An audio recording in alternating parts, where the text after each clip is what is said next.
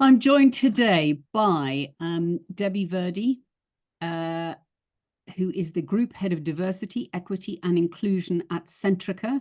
And Centrica is our sponsor of today's webinar. Thank you very much. I'm also joined by Mary Bright, who is the Group Head of Social Sustainability and Age Special Advisor at Phoenix Group, and Nina Duran, Head of Diversity and Inclusion at the National Crime Agency. Thank you so much, everyone, for joining us today. So we'll now be jumping into the panel discussion, but before we do, just a bit of housekeeping. At the end of the session, we'll have time for any questions you have for our panelists. Please put the questions you'd like the panelists to answer in the Q&A as they come up, and we'll address them at the end. Anything else you can put in the chat. I'm now going to ask each of our panelists a question. We're going to be doing this one question at a time. They will each have 3 to 4 minutes to answer each question. We've had a chat about I've asked them to keep to time, so I don't think that's going to be a problem. And we gave our panelists these questions in advance, so they had the opportunity to think them through, to reflect on them. So the questions that I'm going to be asked, that I'm not going to be asked, the questions that our panelists are going to be asked, everybody will take turns in answering them. So the first question is, if any panelists are struggling to find an original answer or find they are repeating themselves, we'll start with you, Devi, for the first question.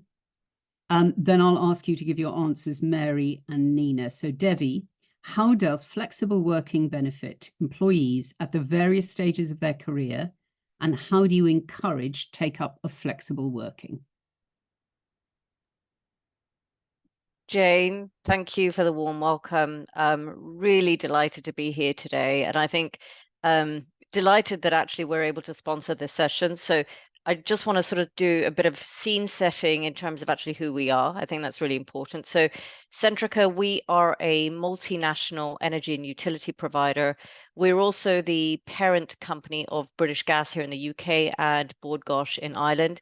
And this topic is incredibly timely because actually the makeup of the workplace has changed significantly over the past decade.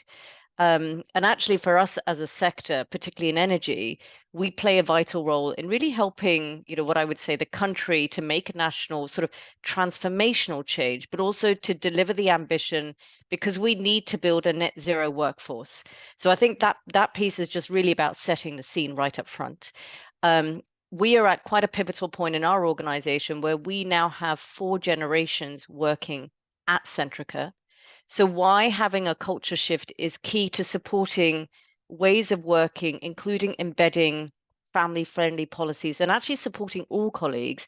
And it's important for us as an organization to support our people through the different generations to thrive in our workplace, because this is about how we unleash new ways of working, particularly in a hybrid work culture that we're in. So really, really looking forward to that conversation. So, and I think now coming back to the question, we introduced Flex First back in 2021. So we came out of, coming out of COVID, we went into a hybrid work model. And actually, this was a huge game changer for us, particularly to different groups. What I would say is the key challenge was about getting the balance right.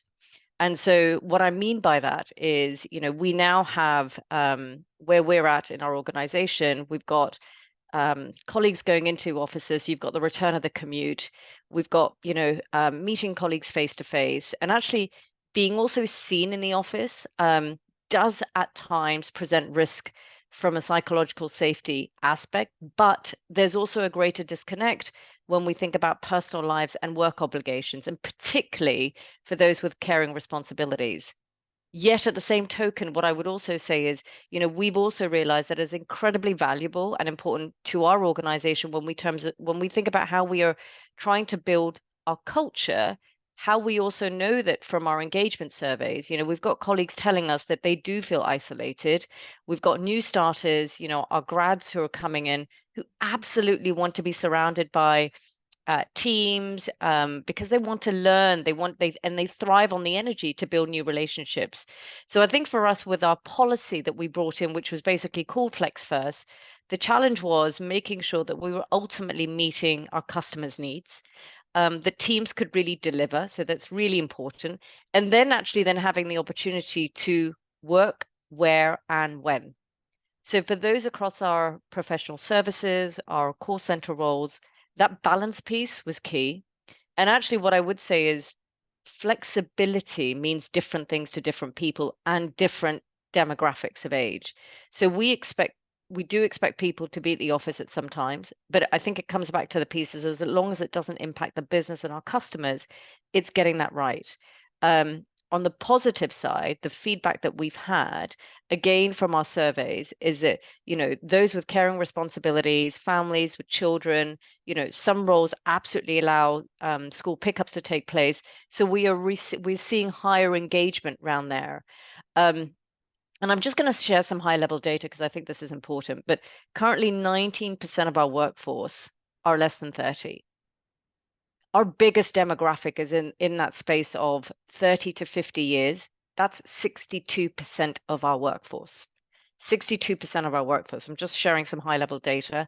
And then on the other end, it's 19%. So 19% less than 30, 62% right in the middle, and 19% of 50-year and older. So you can see actually when you think about an organization as vast as Centrica, what does that mean in an everyday environment, particularly from a line management leadership perspective, all the way down. And I think one of the things I'd like to share in terms of actually when we think about graduates, and I think about the benefits of the different stages, is actually our graduates are no longer just and when you think about graduates, you'd most probably think about graduates being your younger generations. Our engineering graduates tend to be, 30 and over. Our oldest graduate right now, our apprentice, is actually, we've got somebody who's in their 50s, who's an apprenticeship. So it's just really sort of highlighting what the different elements are. And actually, finally, I think in terms of recognizing that, and I just want to add to this, one of the biggest benefits we've also seen is particularly for our female population, right? When we think about that flexibility piece, we've also seen how it's enabled women to really continue their careers and support, despite motherhood and other caring responsibilities, at the same token, it's enabled more men to actively co-parent and take on more domestic responsibilities. Last year at Centrica, we kicked off a dad's network. So again, a great initiative to support, working parents. And this is the key piece when we think about gender diverse teams, right? Which is why role modeling, which is something we actively encourage our senior leaders at Centrica to demonstrate, because spotlighting that just sets the tone and it sort of normalizes the discussion. Debbie, thank you so much. That was fascinating. I love hearing that there are apprentices who are approaching my age. Very exciting. And Mary, now to you. Mary, it's exactly the same question for you. How does flexible working benefit employees at the various stages of their career, and how do you encourage take-up of flexible working? Yeah, Jane, thank you. And if I may, I'll just explain who Phoenix is and why we've turned up and why you've asked us, and what on earth an age special advisor is as well. So Phoenix Group, it's probably the biggest company you've never heard of. Around 1 in 4 homes in the UK has one of our products. We're the UK's biggest long-term savings retirement business. And so that we've got a massive responsibility to people's futures, and around 14 million people don't have enough money for their futures. And it's because we're living longer, which is great. It's because we've got these 5 generations in the workforce. But in order to benefit from that longer life, people need to be able to enjoy good work. So one of the stats I love is that 1 in 4 of our children born today will live to be 100, which is great. But when the state pension was introduced, 1 in 4 people didn't live long enough to claim it. And so there's this massive change in our longevity and what that means for us as employers. And flexibility is absolutely key. We know that regardless of your age, 9 out of 10 people want flexibility. So the question, how does flex benefit different stages? If flex is the #1 search for term on job sites that people filter out, if flex is the thing that people of all ages want, if you're an employer and you're not offering it, then you're losing out of the opportunity to be an employer of choice. So how does that manifest for us in terms of different career stages? And that's where there is some difference. But I'd say the unifying piece is it enables people to balance what's important to them in their life and in their work. And they can identify, be that caring, be that picking up kids, be that going to the gym, or whatever it is. It doesn't matter. It's about us as a company saying, we want you because of your talents, and we get that you want to be able to balance this working life that may be 50 years long, that you don't want it to be 9 to 5 tied to a desk all the time, or tied to the factory production line, or tied to the shop floor for fixed hours. You want to be able to do it differently. But with those multiple generations, we are seeing some really interesting trends. In our male population, more men over 50 are working flexibly than any other cohort in Phoenix Group. And it's just this, actually, I enjoy work, but I want to go and do something else as well. We're seeing a really big drive in our third quarter employees, our employees over 50, in wanting to be able to work flexibly to bring on younger people and other people and share skills. Thinking about sort of the very end of career, we've started to introduce a talent bench where people can retire, but still work for us on a really variable base. So it's where a 0 hours contract might be a great thing, because it means we can bring in maybe finance people for 3 months in the year up to year end. So for ex-colleagues, they keep contact and they keep some income. And for us, we have this talented variable cost base of people who can come in and help us when we need it. Mid-careers, it's often about family. And Centrica, hats off to Debbie for all of the work on carers. They've led the way for many years. But we know that around, or by age 46, 50% of women have caring responsibilities. So having the flexibility to balance your life and your work, that's absolutely key. Whatever your values, you want to be able to do a job that helps you to do that. How do you encourage it? Now, that's the tricky one. Mary, thank you. We're going to come back to the encouraging bit in a moment. Nina, and by the way, amazing stat about the fact that it's men over 50 that are your most flexible workers. Extraordinary. Love to talk to you about that a bit more. And Nina, over to you finally. And the question, of course, is how does flexible working benefit employees at the various stages of their career? And how do you encourage take-up of flexible working? Fantastic, thank you. So hello, everybody.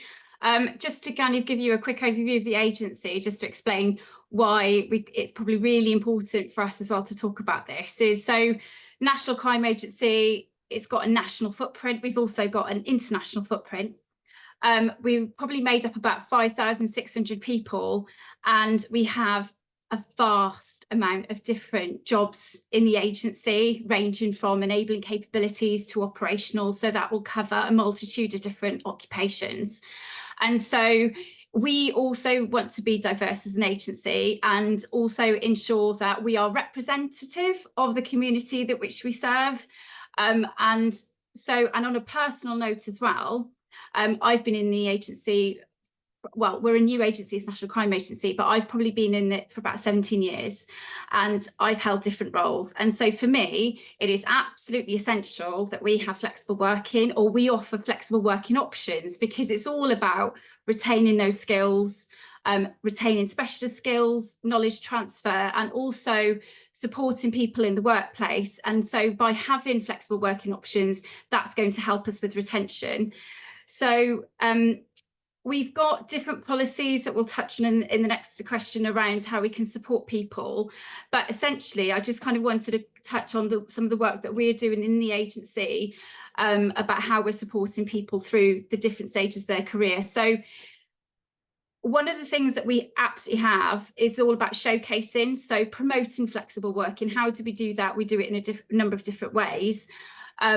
Diversity groups in our agency are really key as well to throw in that spotlight on flexible working options, sharing that lived experience about why it's so important to have it. By having the, showcasing and talking about flexible working and having those lived experience really resonates with people then in the agency. And because we're national, you know, sometimes we won't necessarily work with someone that will be going through using an alternative working arrangement, but actually seeing it then on the internet or having webinars or lunch and learns that we will have really then helps people think, oh, actually, I didn't realise that option was out there for me. Or it might be for a line manager to dial in and realise actually that they might need to kind of interact with all generations engaged in particular, or the flexible working group.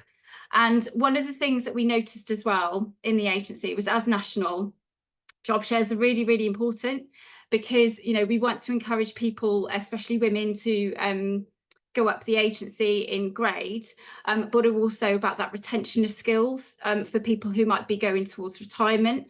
So we actually, a couple of years ago, set up an internal job share network to make it easier for people to find a job share partner to apply with. And we've noticed actually an uptake in men also using job shares, which is really, really good. And one thing we did do with that was, again, just showcase it. So getting those people on those lunch and learn sessions to talk about it, to really be honest about, you know, what works really well, what doesn't work, you know, the difficulties they might find with tech, how it's also improved their work-life balance, how they've supported their managers through a job share, because not everybody will be familiar with how to set that up. And whilst we've got an absolute range of flexible working options in the agency, job share really was the one that we knew we had to throw the spotlight on, in particular to kind of like balancing that and supporting the age multi-general workforce that we've got in the agency. I can go into a bit more detail if you'd like to, if I've got time. Nina, you don't have time. Thank you so much. That has been absolutely fascinating and brilliant that you're getting men taking up job shares. I mean, just fantastic. We're going to move on to the next question, but I know we've got some questions in the Q&A, so we will certainly be coming back to all of you because our audience are keen to hear more. So, Devi, I'm going to put the next question to you. And that is, what policies do you have in place to support employees throughout their career? Thanks, Jane. Really great question. And I think one thing that actually, well, it's not even one thing, but I think what is key for us is that actually, so the Flex First piece that I talked about earlier on, looking at the poll and that reflection of the poll, I think within our organization, it is a priority amongst leadership and our senior management. So we absolutely do understand the importance in terms of talent attraction, retention across the different stages of our colleagues' careers.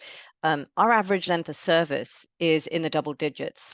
So actually that says quite a bit in terms of some of the policies that we have in terms of how we support people as they grow their careers with our organization. So we offer a market leading maternity and adoption leave policy.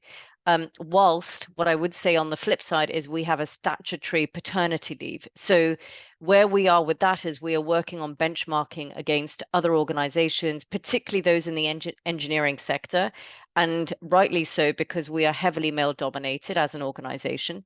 But at the same time, we absolutely support individuals before, during, and after that piece. So we do like a returners toolkit for both parents and the manager.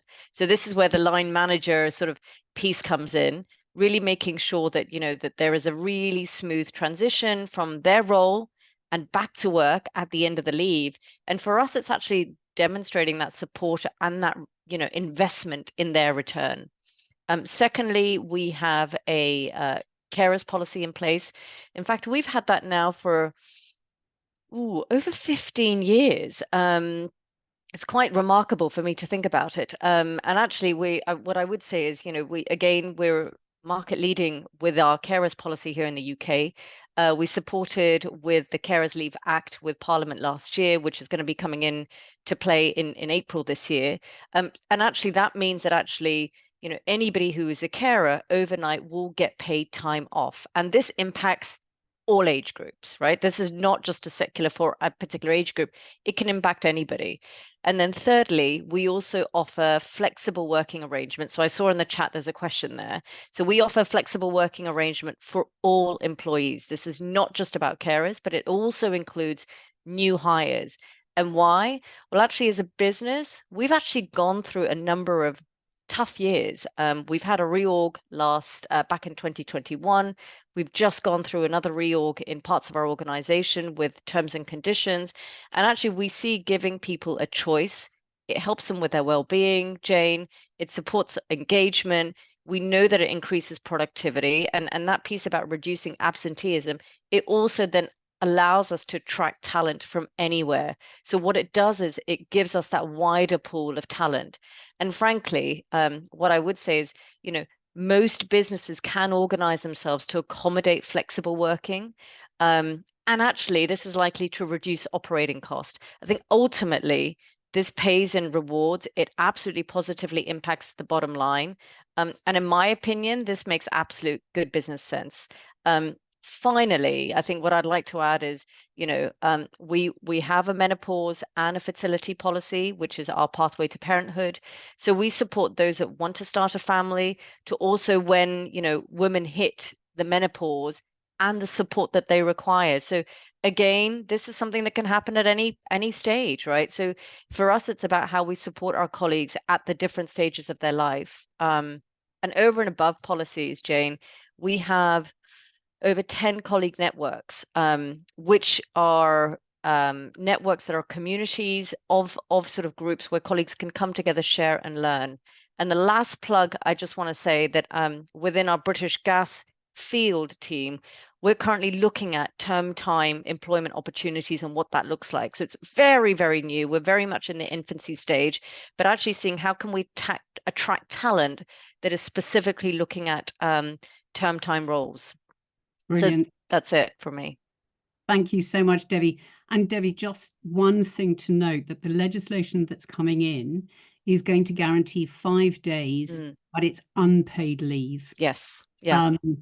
I'm sure Centrica will be making it paid leave, but for everyone else, it will be unpaid. Correct. Thank you. So, Mary, I'm going to move to you. What does your organisation have in place to support employees throughout their career?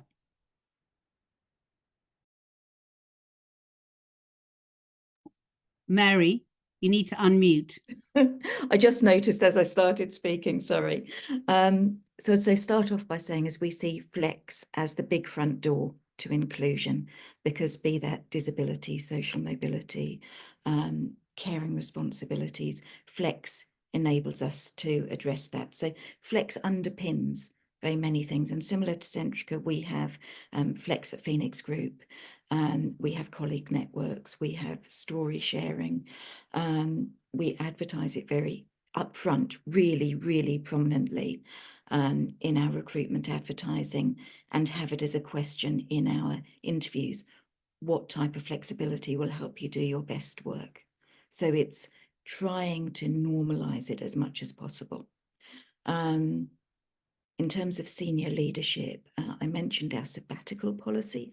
That's been really powerful. We're thinking about renaming it as being some sort of a well-being leave or a nourishment to encourage people to take. But one of our executive committee members took it recently and was really proud to celebrate it. What we hadn't fully realised in the organisation is the impact that had on our gender pay gap and progression. So we have over 50% of our talent progression female, but we do have still a gender pay gap that's largely led by men at the top. Now, when those men take wellbeing sabbaticals for 6 months.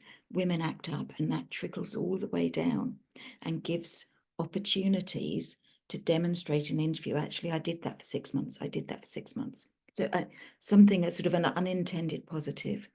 I spoke about the talent bench, and I know there are Q&As on that, which I'll pick up separately. We've also done work around job design to help managers understand how to design jobs. So that's been a specific, it's not a policy in itself, but it's a part of how we implement the policy. The thing that I'll just pause on a little bit more is our mid-career MOTs, nothing to do with cars.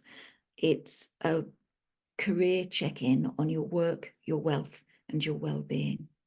And we usually find that people want to start with their wealth. So if you think about Maslow's hierarchy, it's like, have I got enough money to do what I want to do? And then it goes on to, and how do I want my work to support that? Does that mean I want to work differently to enhance my well-being? Does it mean I want to take a step up? Does it mean I want to retrain? Does it mean that because of the race to net zero, or because of the digital revolution, I want to take time out to upgrade my skills? Do I want to go part-time to do a master's, which could then lead into changing work? So those MOTs have been really powerful in giving everybody, we don't limit them to mid-career, but we give priority to mid-career, to give everybody an opportunity to pause and to debate with their peers. Okay, what actually do I want? So it's back to this 50-year working life. We've got to think differently about reskilling, about pausing, about well-being, about how we fund it. So the MOT, I absolutely promote. The government has a digital one that's free to use. There's actually an Open University course you can do on it if you really want to.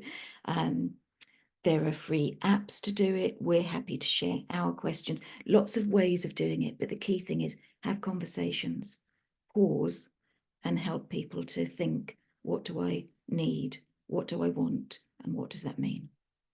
Fantastic, Mary. Thank you. Yeah, those human-to-human conversations are vital. And I love that you've got this focus on job design. Thank you, Mary. Nina, over to you. Policies, what does your organisation have in place to support employees? Right, okay, so we've got a number of employees, a number of policies to support that are HR based, but also I just want to touch on equality impact assessments as well. So we've got a number of policies in place that will support wellbeing, leave and workplace arrangements and flexible working. But also since September, we now have, so in the Inclusion and Equality Diversity team, we've also got an equality impact assessment team. So we do equality impact assessments. So and for us, this is about every time there is a new policy change or piece of activity happening in the agency, those managers that are leading on those changes will have to conduct an equality impact assessment. So it's for us as well, we're also empowering our own officers to really get them thinking around the impact on protected characteristics that include age. So for us, it's everybody, it's trying to weave in thinking about, you know, us as an agency being more inclusive and how we really get that through policies as well in everything that we're doing, not just our HR policies, but covering all aspects of work that we're doing in the agency, because some of it, you know, we've got significant transformation happening at the moment. And as a team, we're a conduit for that process. So what we will do there with equality impact assessments in particular, we'll look at them, and if they're a light touch, then we will process them within the team. But if not, actually we open that up then for consultation with the diversity groups and within our own strategic equality forum that we have on a quarterly basis in the agency. And then aside from the general hybrid working policy that we do have in the agency, other policies that we have been touched on by other companies today. So we've got our maternity, paternity and adoption leave. We've got shared parental leave, as well as our alternative working arrangements. We've got a lot of policies, strong policies to support career breaks for returners and rejoiners. We've got special leave. We differentiate that as well with carers leave. So that includes a carer's passport and a line manager's toolkit. We've also got a lot of guidance and information around partial retirement. And also we look at retention of specialist skills scheme, but they're in particular for members who are part of the police pension scheme. So for us, it's really important that we think about policies throughout the generation, because at some point in your career, you will probably need to access or make use of those policies. And then again, showcasing them is really important for us, and the diversity groups and how they're quite key as well to supporting those policies in the agency and really driving those initiatives forward. So for example, I'll just touch on them really quickly, just 3 highlights. So we've got pregnancy loss leave. So that came through and was championed through the He for She initiative and the Gender Equality Group. That's a fantastic policy that we've now got in place. We've also got a menopause champion as part of the Gender Equality Network as well, because we're recognising that, you know, it's not just an age issue, it can impact officers indirectly or directly. So it's making sure there's a lot of workplace adjustments there, but considering around flexible working times and locations and options that we can make available for those officers. And then also, since the pandemic, we've noticed as an agency, we've got an increase of carers for adults or neighbourly, family, friends or neighbours. Now with this is really interesting because our data currently shows that we've got more male carers than female adult carers in the agency. And internally, we've got a parenting support network. We've also got a coping with serious illness group support network. And towards the end of February now, we're actually going to be creating a carers support network so that we can really give that bespoke guidance and advice that they will need to kind of help them with these policies and navigate through these policies, because we have a lot of policy in the agency, very important, but you know, it's really important that we have a lot of good signposting to navigate through what is available for people. And what is good about the carers leave, for example, that's a great policy that we differentiate, because it stops people inadvertently using the wrong leave to take, you know, instead of using their annual leave, they can have the carers leave. So having that is a really good way to support officers at different stages of their career. And also we do a regular deep dive as well into age and what our demographic looks like. So for example, our average age of the workforce slightly shifts, but it's generally between 44 and 46. Nina, thank you. Absolutely fascinating that more men than women in your workforce are taking on caring responsibilities. I mean, obviously, I think it's a good thing. You know, we all have these caring responsibilities. Nina, thank you very much indeed. Devi, to the final question now, and that is, what support do you provide your multi-generational workforce? And a couple of the initiatives we're aware of are things like peer mentoring or reverse mentoring. And if possible, can you share an example of something that's been successful? Sure, and actually really great question, Jane. So we do have a range of initiatives in place. So I'd say alongside, for us, it's developing a talent pipeline, right, through our graduate program. And really we have a piece with that, which is about encouraging young people into STEM careers. We work with external partners, such as Tech She Can. We've removed upper age limits, right, on our apprenticeship job roles. This absolutely has been successful because we have seen, you know, that busting that myth and that stereotype, you know, of apprenticeships only being for younger people from an age, and hence, you know, great to see last year for us, our oldest apprenticeship, as I mentioned earlier on, is somebody who is in his 50s. Yeah. So, and I think it's really important to sort of recognize that people do change their careers nowadays. We're not living in an era whereby, you know, you start in a role and you are in that organization for the next 20, 30 years, right? So that evolution for us is really important from our side. So alongside the sort of talent pipeline piece, we have done 4 cohorts of reverse mentoring at Centrica. And actually that is hugely valuable for us because the vastness of our organization, it connects colleagues from different businesses, different geographies, different age, gender, ethnicity. I mean, you name it. And this just brings that diversity of perspective Our internal reverse mentoring program is approximately 3 months. We have absolutely seen the success, you know, when we think about in terms of our senior leaders being more engaged, and actually mentors subsequently, you know, coming off these programs, they have been promoted, whether that's lateral or vertically, through the support of their mentees. And actually mentees feel that they have had the lived experience of their colleagues in their shoes. So demonstrating that empathy piece coming through.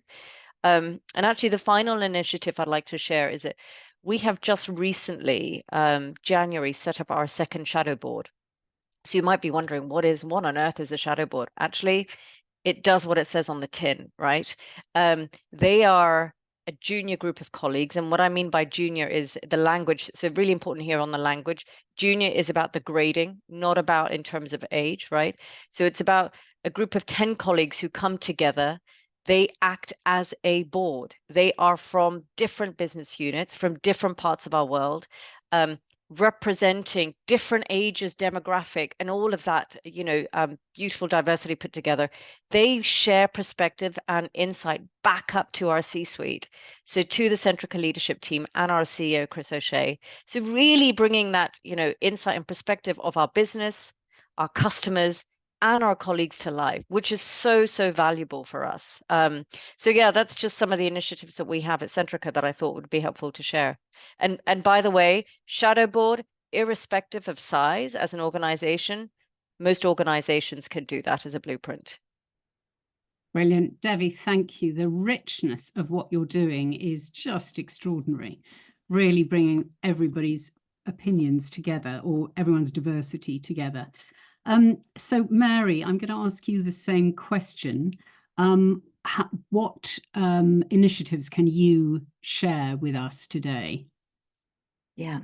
So first of all, I've not wanted to repeat what other people have said, but carers leave, supporting families through all stages, supporting menopause, he for she initiatives, all really important. And it's that whole picture of including all perspectives that makes this work. What we need to avoid is making people feel it's a competition, or that it's one generation against another. And that's, I think, key to multi-generational workforces. A few things that I'll bring out separate to what Devi you're talking about. We've promoted squiggly careers. And I love the squiggly career organisation. My career has been extremely squiggly. And so people talking about their career paths and about when they've sort of turned left rather than gone straight on, and encouraging people to think about that throughout their career stages. I think, you know, we live with a rearview mirror about maybe our parents' approach to careers, and our futures are very different. So squiggly is conversations about maybe your next career step being something completely different, or maybe it being quite blue sky, but being open to squiggling. In our networks, we do have reverse mentoring, but I'll bring out two different things. One is around the networks working across each other and doing something that we call the past and the present and the future. So, for example, the age network working with the LGBTQ plus network to say, what was it like when you came out back in the day in the 1970s and the 1980s? What was that lived experience like? What do we want it to be like in the future? What are those trends? Because even, you know, for people, regardless of whether they're in the queer community or not, as a young person, identifying it's very different to 30 years ago what people experienced. And that's been really powerful to help people to understand the inclusion journey that the UK workplace has gone through over the past generations. You know, it's within my lifetime that I was told I needed to wear navy blue suits and heels in order to succeed. And it's, you know, it's not like that now. Hurrah. But when I talk to women about that now, or, you know, also we all know those things, but lots of people don't. And so bringing that out's been fascinating. We've also started career speed dating as an intergenerational piece. So, and this links to squiggly. So people think, well, yeah, maybe I would like to go into risk. Actually, why would anybody want to go into risk? But, you know, I might want to go into that, or I might want to train to be a lawyer. So offering people who have done those jobs the chance to speak to people outside their immediate lines, again, has just gone, oh, and then you get the conversation, oh, could I do a sabbatical with you? Would you mentor me? Could I do this? So much is about enabling conversations, linking people together, sharing experiences, telling stories. You know, we're humans, aren't we? Thank you so much, Mary. Those connections, so important. And Nina, finally to you, any initiatives that you have that the others haven't mentioned? So we've got a number of initiatives and we've got talent programs that are geared towards supporting people with protected characteristics in the agency. And we've got apprenticeships which are open to all ages. We encourage buddying, peer mentoring, reverse mentoring. I want to speak about reverse mentoring because I had a fascinating conversation this morning with my colleague over it. So the Race Equality Working Group in the agency, they launched a 12-month structured development programme, which is open to Black, Asian and ethnic minority officers at our lower grades, so a grade 6 to 3. Now, I wanted to get her lived experience to kind of listen to success or what the challenges were.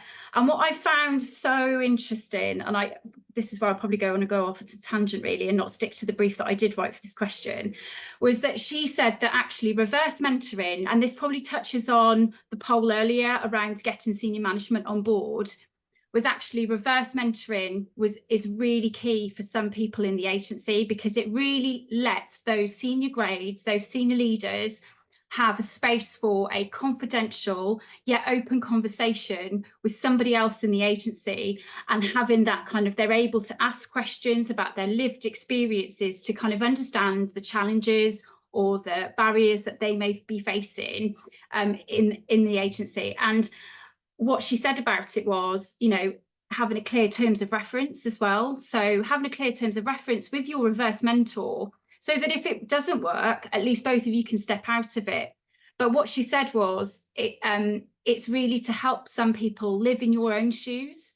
And so that's why she found the reverse mentoring can be really, really powerful. And actually, if you've got a lack of senior management and you want to get them on board, or you've got a lack of line management in your agency of understanding, then something like reverse mentoring actually sounds like it could be really key around, you know, how we kind of like bring that generation or lived experience in, you know, into the senior grades. So yeah, so just completely going off on a tangent, but I just found it really, listening to her, and she said around how she mentors people, peer mentoring, and she still mentors people across the government in lower grades, and, you know, as a sounding board. And sometimes we were talking about it just between the two of us, you know, just having a really open conversation. Sometimes we feel like actually as people are, you know, are we really making a difference? But sometimes actually it's just being an ambassador and really showcasing it makes the world of difference. So yeah, the reverse mentoring, yeah, sorry. No, thank you so much, Nina. And interestingly, that answered one of the questions, which is what we're now going on to, which was, what barriers have you experienced on your journey to support a multi-generational workforce? Which I'm going to add into, how have your organizations navigated as sometimes what's a real sticking point of senior management wanting everyone back in the office to support greater collaboration and improved culture, as opposed to those with caring responsibilities. So for me, there's something about within those two questions: what are the barriers that you've overcome, and how have you managed to get those senior managers on board? And I think Nina's answered the question with reverse mentoring. Mary, if I could come to you first. Yeah, so I'm going to be probably slightly too honest here. One of the problems that we uncovered was that, a statistic we uncovered is that when a team and when a manager is in a specific decile, they are more likely to recruit, promote and rate positively somebody within the 10-year time frame of their own age. So people are anchored to think about people of their own age more positively than any other age. And that's true of somebody in their 20s, 30s, you know, across it. So very hard, because that's a behavioral anchoring of positivity. The way to address that is by purposefully creating multi-generational teams. Have I frozen? And we can still hear you, Mary. Okay, that's great. You were all so poised and focused on me, I couldn't quite tell. So that's a really difficult one. And one of the ways it manifested was in our talent acquisition team, which archetypally is of young people. And so when we think about that multi-generational workforce and people reskilling and coming back and returning, we found we needed to go in and do some very specific training in that. The second part of your question was around getting leaders on board. And I popped in the chat there that we had some very open and direct conversations with our leadership teams around what they really thought, rather than what they really thought they should say. And it was quite difficult at times. On that, people needing to get back into the office or not, ironically, it's the reverse.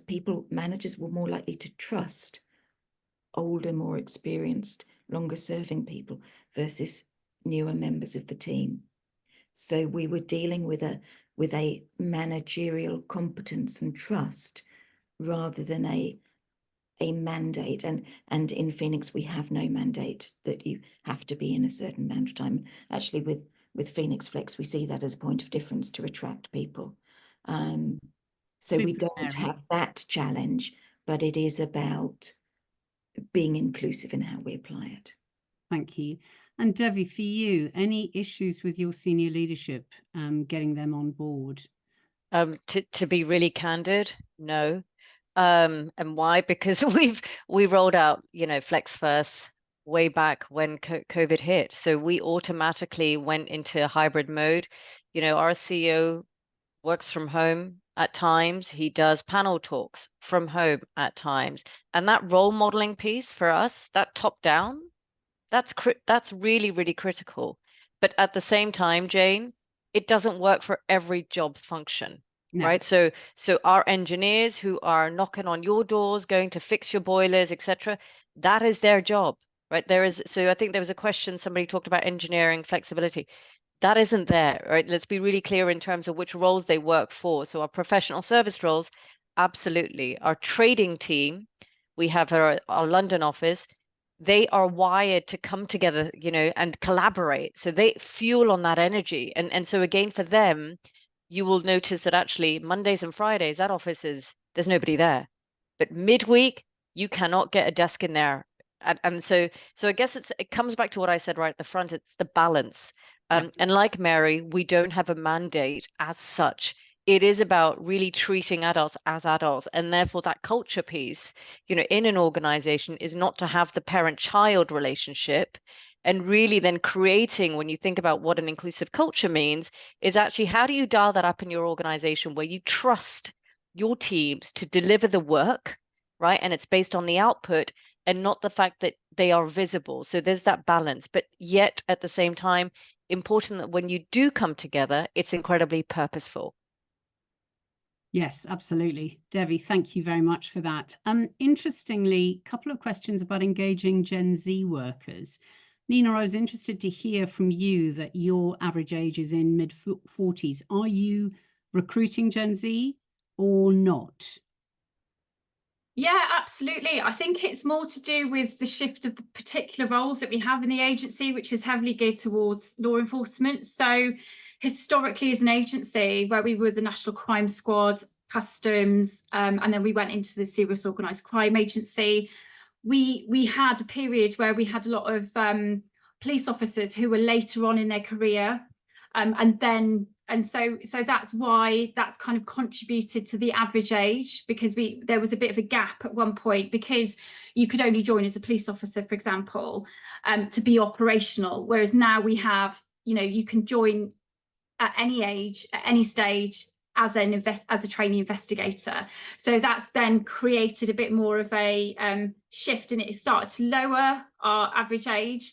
And we absolutely go to university fairs. We've got an outreach team that kind of go across, identify different areas geographically where we're looking to recruit, and we'll do so it's not so much that we struggle to recruit, it's more the fact that that's kind of it's how as an agency we've evolved and how we've actually changed. So for example, I didn't join the agency as a civilian, effectively a police staff, and then I went through that pathway actually during having children, and now I'm on the other side of it. So yeah, that's kind of where we are with it. But it's really important also, we do skill sharing, so we also do like a week of skill sharing with people of different ages in the agency. Yeah. Thank you. Mary, how do you engage Gen Z? So I spoke about the career speed dating. That's one of the ways. We have a multi-age network that has different generations represented. And we did that purposefully because there was a perception that different people wanted different things at their career stage. What we actually found out is that there is more that unifies the generations than separates them.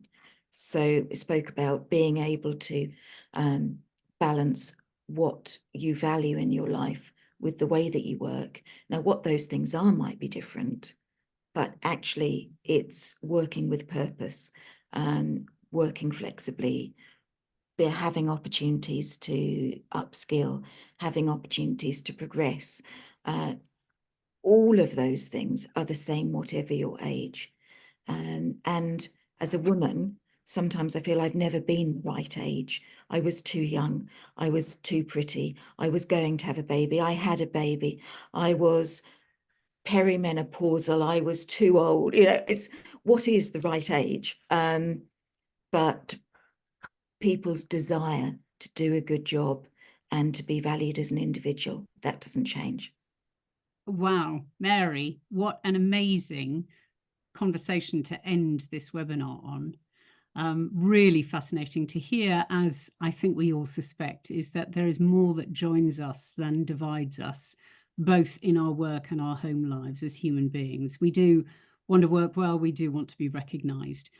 Thank you all so much for your attention, for your extraordinary insights. There are, of course, more questions that we can answer.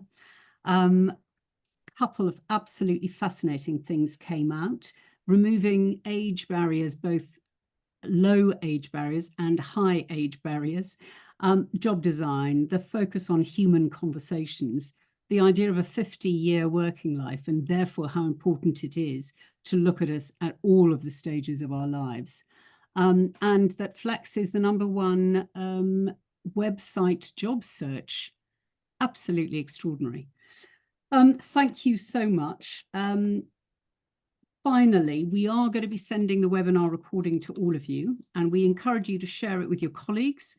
We also have an opportunity to enter our 2024 Working Families Best Practice Awards. Please do reach out to us if that's of interest, particularly if you feel that your organisation has some standout policies or initiatives that are working brilliantly well. Of course, we offer membership. Please do find out about that. And on a final note, with the flexible working regulations bill that's coming in April, we have our Happy to Talk Flexible Working logo, which is free to download, and we can provide a bit of advice around that. But finally, Nina, Devi, Mary, and thanks to Centrica for sponsoring. Thank you so much for your extraordinary insights. It's been a brilliant webinar. Thank you. I've loved it.